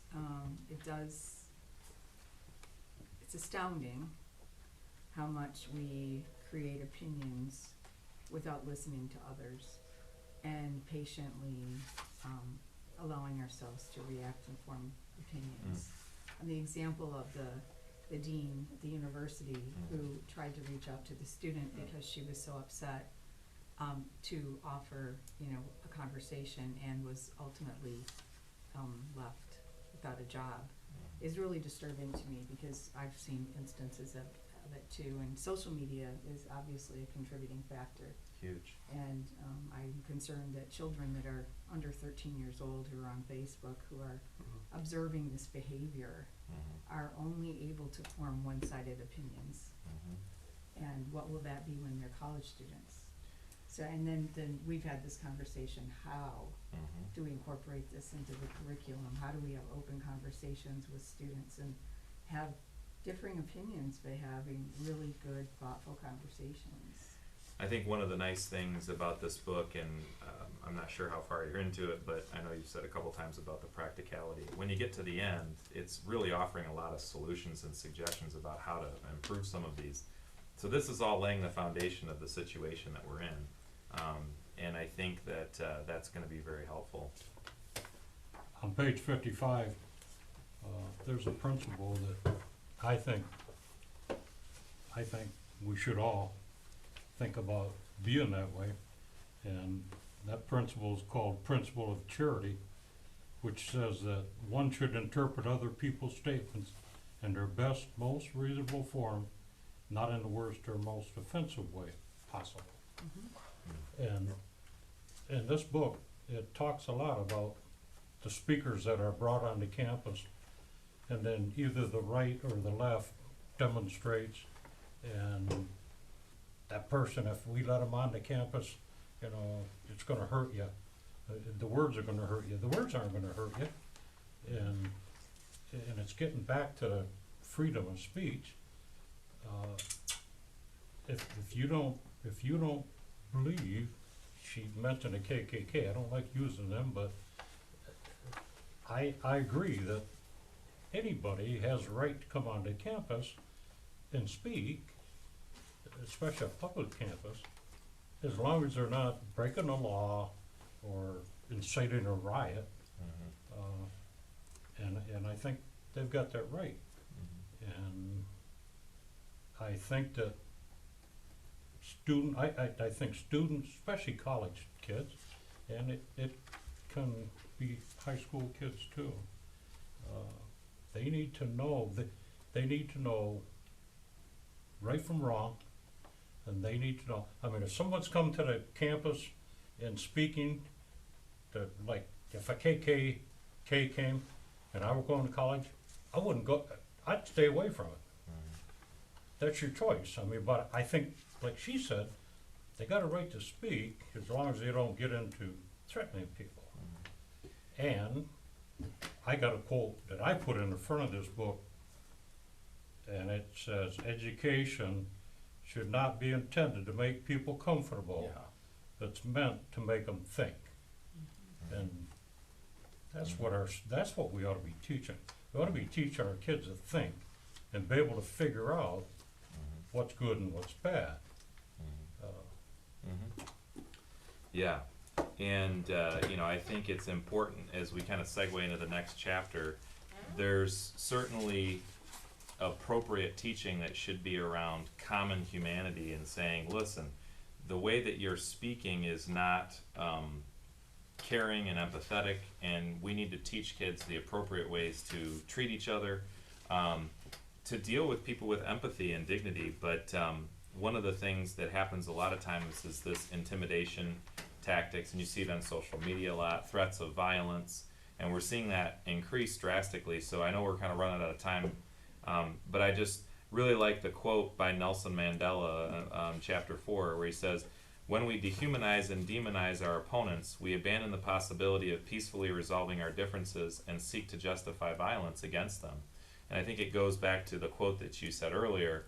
We need to start to teach our children, and we need to probably as a culture and a society start to learn to give people more of the charitable attribution to what they're saying, instead of immediately jumping to they're a bad person, because that just propagates that third principle of us versus them, right? You know, if you say this, I'm going to jump to the conclusion that you're a bad person. And there are certainly things that can be said that are vile, awful things, and we can make those assessments and judgments. But it's learning how to listen and seek to understand without intimidation, violence, and some of those other things. So I know we're probably trying to wrap it up, but any other comments on the few chapters, and we'll continue to accelerate the conversation at our next meeting.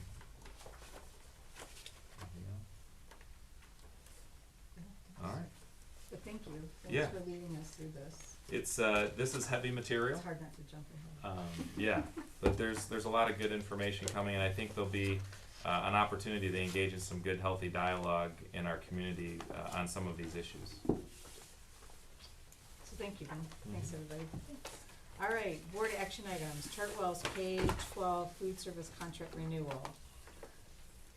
Did you want to talk about that? Yeah, so last year, actually every year, we have a contract renewal with Chartwell's.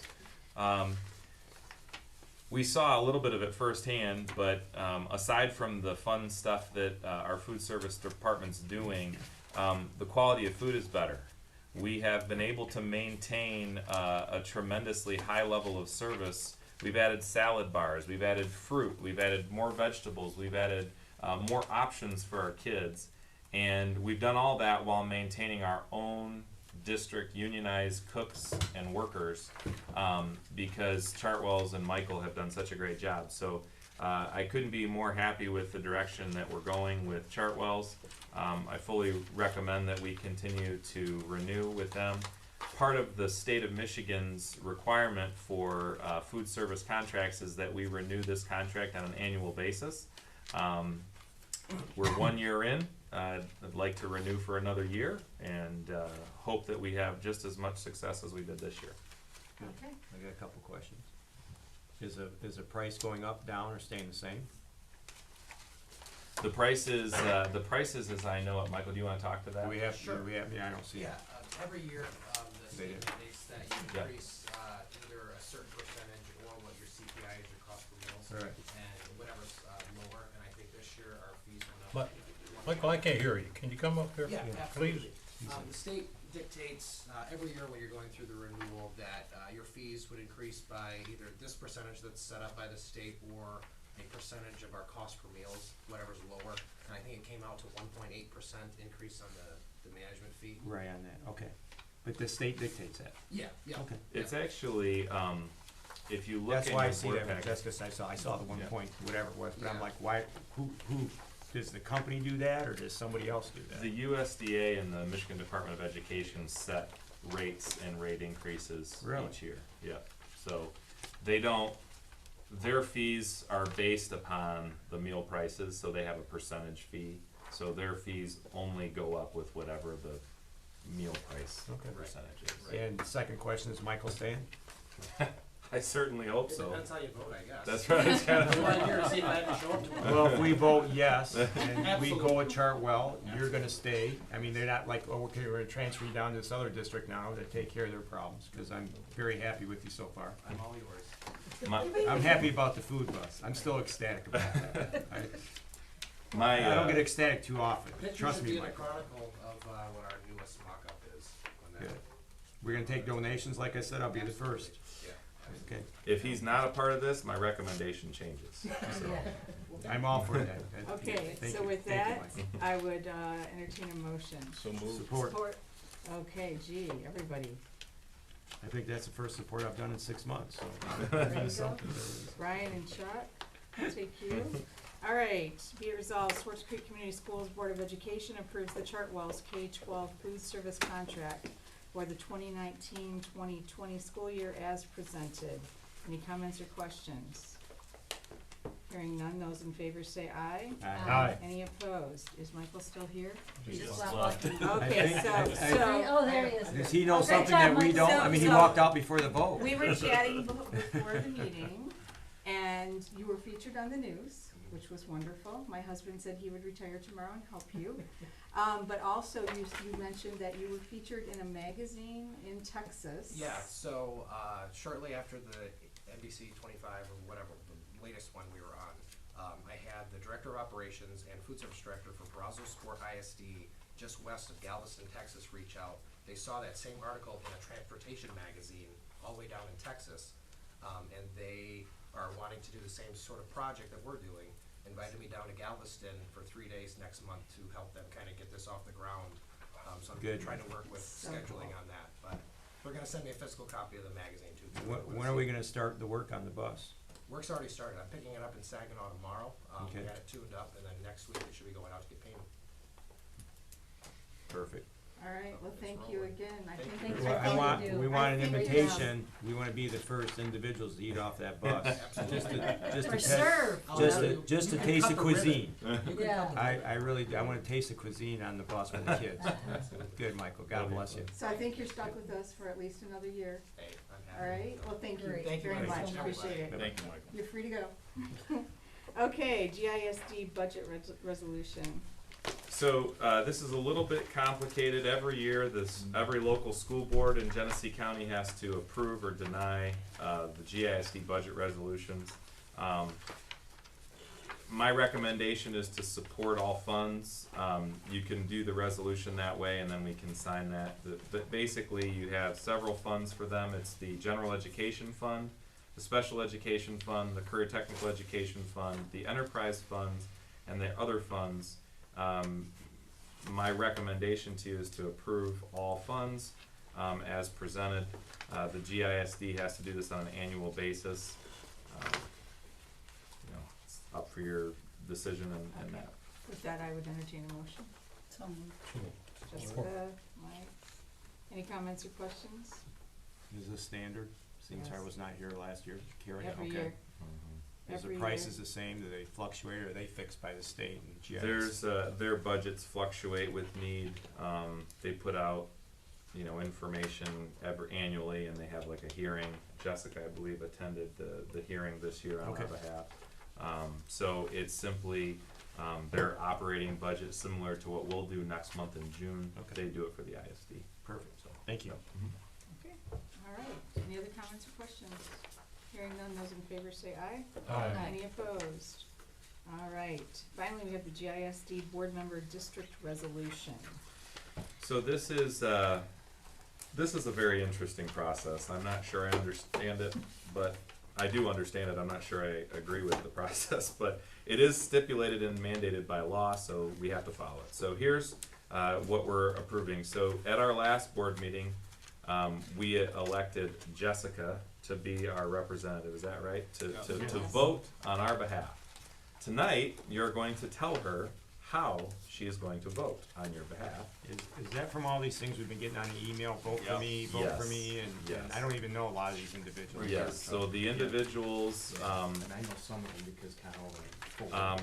there are, essentially, there are two, positions that are 6-year terms, and I believe there is a partial term, that is being filled.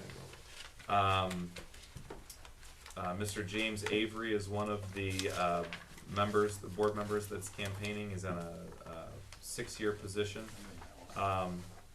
Larry Ford is also campaigning for, a 6-year position. Lynn Hopper, I believe, is also running for one of the 6-year positions. And, John Conover is running for the partial position, as well as Pam Sprague. So there are 2 for the partial position and 3 for the 2, full-term positions. So your decision tonight is going to be, to decide which of those individuals you're going to have Jessica vote for when she casts her vote at the delegation. Okay. So, given the fact that we have multiple folks, it's probably to do these one at a time. Take nominations one at a time. Well, so with that, I would take, our first nomination for, the 6-year term, one of the 6-year term positions. and who are the candidates? Cause I'm confused about the two in a Yeah. second. The Yeah. 6-year candidates are, James Avery, Larry Ford, and Lynn Hopper. And it's one position? 2 positions. Jessica. Okay, Did you interview? you wanna know our vote? I only got one, Think Larry about Ford. that being an opportunity. You're nominating her. I'm So- nominating Larry Ford. Okay, so, if everybody's okay, let's do one at a time, so we have Larry Ford. Do I have a second? I'm new to I this. second, I'll go Larry Ford. I thought you would like, you know. So we have a nomination for Larry Ford and a second. Any comments or questions? Well, I'm not quite certain how this works. What if, well, technically at this moment, all 3 can be nominated and then it's a vote of who gets the most votes? Is that right? Yes, you can do it that way. You could. The So we're first gonna and- take a you could the majority first and on second. individual, Madam Chairman, how would you rather do it? I would You're the prefer, I chairperson. would prefer take nominations, because I'm not gonna assume that everybody wants all 3 of these folks. No, I know that. And But then we can do a roll call vote. So we'll have that record. And it's up to you whether you wanna vote for that individual or not, and then we can compare the votes. Does that work? Do you wanna take nominations Works for one me. at a time then, or do you want nominations for the 6-year term? Nominations for the 6-year term, and we have Larry Ford on the table That's what Cary's doing now. right now. So can I nominate somebody else? Yep, so the next one, we'll nominate someone. Lynn Hopper. Lynn Hopper. Okay, do I have a second? I'll Second. Okay, And I would like to nominate James Avery. okay. I'll second it. Okay, so all 3 of the 6-year term candidates are nominated. So, I guess we'll do a roll call vote for each person, and then we'll see how that compares. You can only vote for two, I would say. Yeah, we can correct? only vote for two people. Okay. So first, is Larry Ford. Joanne, can you do a roll call? Yep, for Larry Ford, Mike, Yes. Jessica, No. Brian, No. Chuck, No. Cary, No. and Tony. Yes. And that's 2 yeses and 4 noes. For Larry Ford. 2 yeses and 4 4 noes. noes. Yeah, okay. And for Lynn Hopper?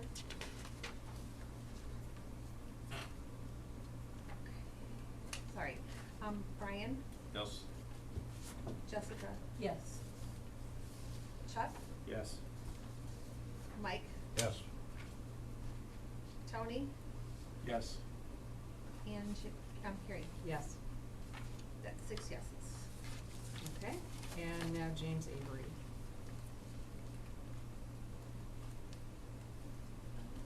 Chuck, Yes. Brian, Yes. Cary, Yes.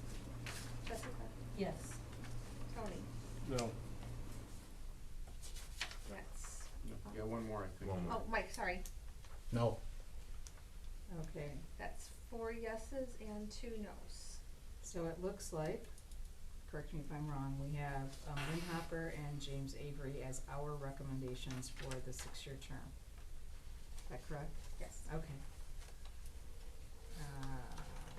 Okay. All right, going to the partial term, the 2-year partial term, we have John Conover and Pamela Sprague. I would entertain a motion for, this is only one seat. I Would entertain a nominate John motion. Conover. I second. Okay. Anyone else? No other? Okay. Let's do roll call for that one too. Okay. Brian, Yes. Chuck, Yes. Mike, Yes. Tony, Yes. Yes. Cary, Yes. and Jessica. Yes. Okay. So we're sending you on the road with Lynn Hopper, James Avery, and John Conover. All right? Yes. And thank you for representing us. You're welcome. Appreciate that. All right, I think that's the end of our action list. We now have comments from the public. Anybody would like to comment? Stan, state your name. Thank you, Dwight. Dwight's the only one left? No pressure. You're here. All right. I can get up as a public too, as a board member, but I have a couple questions still, so. Okay, so I don't see any public comments, so we can go on to comments and questions from the board. Okay, I got 2. Can I go ahead, Cary? Sure. Get them out of the way? All right. 2 things still. Mary Crapo, what's going on with Mary Crapo, Mr. Superintendent? Mary Crapo, we have we are in an option to purchase agreement right now with Communities First. So they have site control, if you will, Right. meaning that they have the ability to, they're in the process, they've been through there with architects, design teams, they're looking at procuring their funding. Right. They, I believe the date is October, have to make a decision on what they're going to do with the property and execute the option to purchase at that time. So, Do we still have the final say on it? The board, or has that already been determined before I arrived? That's a question I need to know. that's a good question, so I will find that answer. I will find that answer for you, Okay. so. Does anybody from the board know? Can they Well, enlighten us? they Anybody's maintain- been here? I'd have to go the back to the option. minutes. What's that? They mean the option to They purchase, so maintain if the they option to choose to go purchase. through it, it has been approved. They maintain that the option, but do we still give the final approval, or did we already give them that? Does anybody know that answer? We gave them the guidelines. We gave the permission upon due diligence. I thought that if they wanted to proceed, that we gave. Correct. We gave the vote already. Did Would we you have bring up- stipulations in it? Can I have a copy of that, Yeah. of what we did? 'Cause I, Sure. Yeah, it's probably December. I think, is it that late? No. I think it it's wasn't. October. Was Was it that October? Yeah. We took, October, I November. came January first and I know it's already done. Then, yeah. Okay, yeah, I just wanna know about that. Sure. I wanted to keep it, but, okay. I'll get to it. Second question, I was concerned about, and, at the last finance meeting, not this one, the last month, April, I was concerned, over the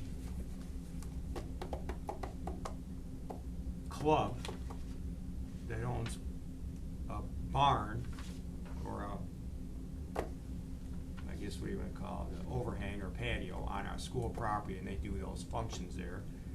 How come we don't have those documents yet? 'Cause we have to. Lions Club, you Yeah, the think? Lions Club, yeah, I didn't wanna mention their name. Oh. But that's okay, you said it, Tony, not It's me. fine. Yeah, the all club, public. It's the public, unnamed, yeah, right? it's public, yeah, the unnamed club that's doing functions on our property that are questionable. Not that they're doing anything wrong, but we hold the liability potentially if something happens. Yeah. We gotta get that addressed ASAP, Yes. and I think I thought I made that clear last month, I wanna see the, Easement, yeah. easement, purchasing of the property, Right. are both options. I will follow back up with our attorney who has the documents and find out where we're Our at. RJ? RC was supposed to bring us a document with the overlay and exactly where our property lines were at, what they had built onto our property, because it's coming up this summer for them to use it again. Yeah, and I in don't- fact, he yeah, has yeah. that, so we can get that to you, the overlay. Okay, well, to the whole board, please, Ben. Yeah, So we can all absolutely. take a peek at it, 'cause I think that's something that we need to address ASAP. If everybody's in agreement with it, we shouldn't be letting people do things on our property. And, they're not our functions. And one other thing, the fence posts that are being put in and the ball diamonds, remember, I think Mike brought it up over finance. I had a concern over that they were gonna be done at code. Mhm. That, I know we have people volunteering to put in fence posts and fences and this and that, but it's still our property. And somebody has to make sure it's done at code, because if something's not done at code and somebody gets hurt, once again, they're gonna come after who? Sure.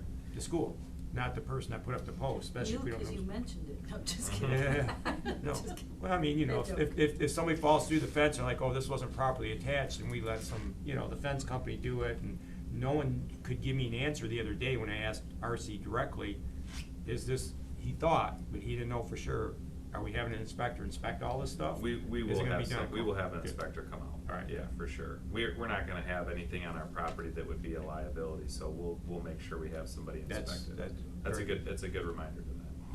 Yeah, and, that's it. And I'll try to read more chapters. I'm midway through chapter 3, but. Okay, sounds good. Page 7 is not midway. Anybody else? Mike, you had something? Everybody Mike- done? Mike, you had Page something? 7 of You chapter had 3. something? Yeah. Go ahead. If nobody else is done. I just wanted to say. First of all, before I tell you what I wanna say, will you explain this, Is that explain kiss the this what? and tell us how many people are running? Kiss the minute go. What is that? So I got Kiss the Billy. I was asked by the Swartz Creek Area Women's Club to participate, along with the fire chief, the police chief, the city manager, and the mayor, in a challenge to see who would raise the most funds. And it's all going to charity, and the person who raises the most funds has to kiss, apparently there's a goat that's named Billy. Or you, is there a choice? No, it's, Oh, I I'm have to sorry. kiss I have to kiss the goat. if I thought it was a win. kiss of you or a kiss of the goat. Was No, it I gonna have make to a kiss, choice? I have to kiss the goat So if this is I something win. we should all be behind. So I think thought you he was should, bringing in I don't twenties. think you should ever bring that up in a meeting, especially one that's being live streamed. How much do you have to pay to watch you kiss the goat? Is it a lot. dollar? No, Oh, come on, put a 10 in We're there. not supposed to be Boy, doing put that. some money in there. Now, Here, can I tell you why I brought it up? Yeah. Now, how many people are doing that? They have that's those containers, the Swartz Creek Area Women's Club have distributed those containers at businesses all over the community. Yeah, but whose names are on besides yours? The mayor, Mayor Krieger, Adam Zettel, Matt Bade, and Dave Plum. Okay. I was invited and attended the Genesee County Prevention Coalition meeting on Tuesday. I went along with pastor from my church and a couple people from the middle school. And while we were there, the chief, who I really like,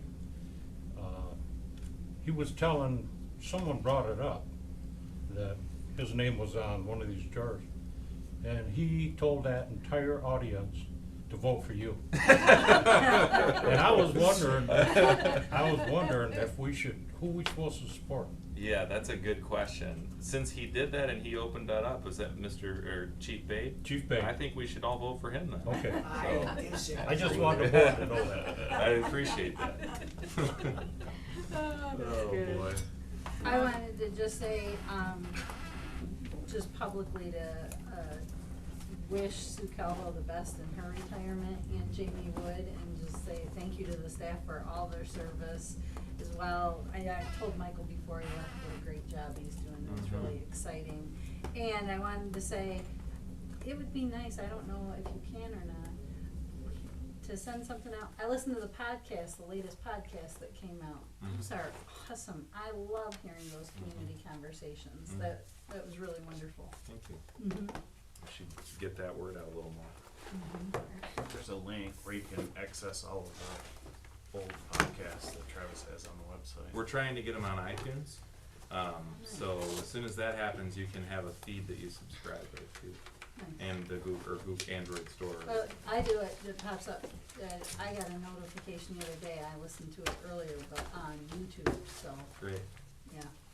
Well, I have one more thing. Sure. That was part of your school board appreciation. It just came late. Nice. From, Isn't that nice? Those are nice. And now Who do we we look think? like the people who sing we well. really The appreciate it. district. the district. Thank you. Mm-hmm. Thanks, Joanne. Yes, thank you very much. Thanks, Joanne. We know who they came from. Thank you. Yeah. One more quick question. What's Enjoy. going on with the young lady that, or I think it was a young lady that absconded, or the accusation of the absconding of some of our, the PAC money, or the parent money down there in Gaines? So there. I don't wanna know names or anything. What's the status of it? Are they prosecuting, or? We've been told yes, but we don't know any details. We're not. Then we've got good guidelines like we talked about last time, so when this Yeah. can't happen, or should not happen again. not to Yeah, say- we don't have any oversight or control. Except we don't have to put our name We don't on have it. to, we don't have to allow them to come into our schools. Right. And so part of the stipulation was until they have those accurate cash handling procedures, that they don't come into our schools. And that's mirrored around all of our other, PTO groups and Right. things like that, but, we don't have a. Who's gonna approve that language better? Is it standard language that you've drawn up, or our attorneys have Yes, drawn up? yeah, things like multiple counters when we're counting cash, those types of things. We don't have any oversight directly or a claim. It's not the district's funds, it's. Right, it's But- their funds, but if they're but gonna if- use our name. But if they're going to come into our school and use, and fundraise, they'd have to meet those requirements. So Perfect. it's a new board, they've come up with that, they're in the 501c3 conversations and all those other types of things. Okay. Yeah, great. All right, I wanna thank Michael, I wanna thank Mrs. Blevins for her service and her recognition, and congratulate the district on the College Success Award, that's pretty cool. That's really cool.